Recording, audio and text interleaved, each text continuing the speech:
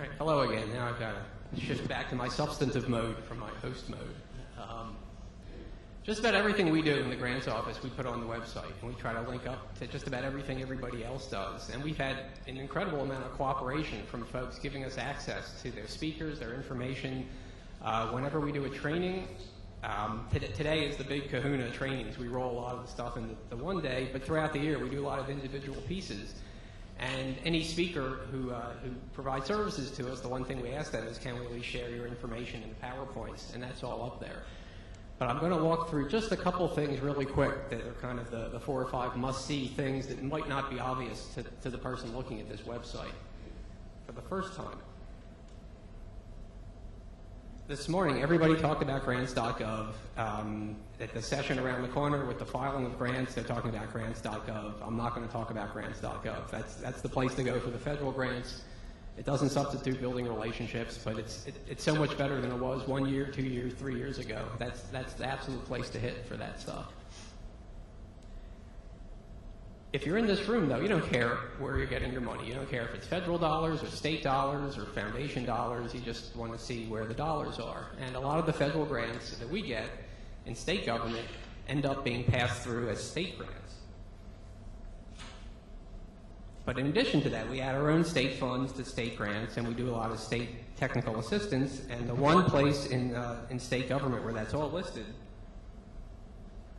is in the Red Book Online. And most of you will be familiar with the Red Book Online. The Maryland Department of Planning puts this together. They've printed a couple versions, but it was real tough to print because it would be outdated almost immediately. And I think we backed off again, saying instead of spending the money on these big books, best to go to the Red Book Online. And at last count, I think there were over 750 programs that were listed there by state agency, but also by topic, by name. And the tricky part, some people like to search in different ways, and some people are happy using the search function and putting children and families in. Others will actually want to go to the agency directly, and still others may know the program name. Red Book Online gives you options for searching a whole bunch of different ways. And what I always tell people, even though it's not quite where grants.gov is right now, I keep saying, if you heard me last year, I probably said the same thing. Ideally, we'd like to get to the point where a new state grant notice comes out and we can zap an email to anybody who subscribes the way grants.gov does. And that is the best part about grants.gov. If you don't subscribe to get these emails at 3 in the morning, it's worth doing even for a month just to see what's out there. You can then decide you might want to cut it off. But it's just interesting to see where your tax dollars are going. You may not have a shot at a lot of them, but it's still a good exercise to do. We can't do that yet through the Red Book Online, so you have to look. But the best part about it, we have a name and a number of a real state employee who runs every single program there. And that's where the value to this really, really comes in. So if there's a program you're interested in, see who's running it, talk to them, get information on the next cycle, the grants that's coming up, and just tell them what you're interested in, and the odds are they might have some other ideas. So the Red Book Online is the sort of single one-stop place for Maryland state government. One of these days we'll move it up to the next stage by having these emails, but it's, again, the secret is it's the people and the names that are there now that make this work.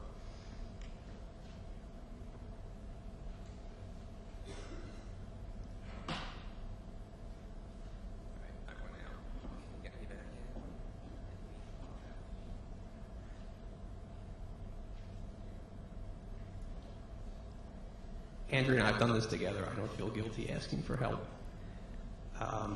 Back on our homepage, Andrea talked about all the various foundation search engines that they have and pay for, and these are invaluable. And yet, there's a piece we added on our website earlier this year, which I'm kind of proud of, which allows, it's down here, it's still in the What's New box, and it's a link to a list of foundations by county. And this, the data from this comes from the Urban Institute, and the Urban Institute, each foundation has a 990 tax form. Those have all been scanned into their system, and they sell this to researchers and a lot of folks. And the fact that they're able to give us access to it was a real treat. And I'm not sure what we did to deserve it, other than it was easy. If we lived in Texas with 254 counties, this would have been hard to do. And I said, we only have 23 counties, Baltimore City. I think we can put it together. They set this up, and what it does is give you access. I'm picking Allegheny County, every foundation that's headquartered in Allegheny County is listed there.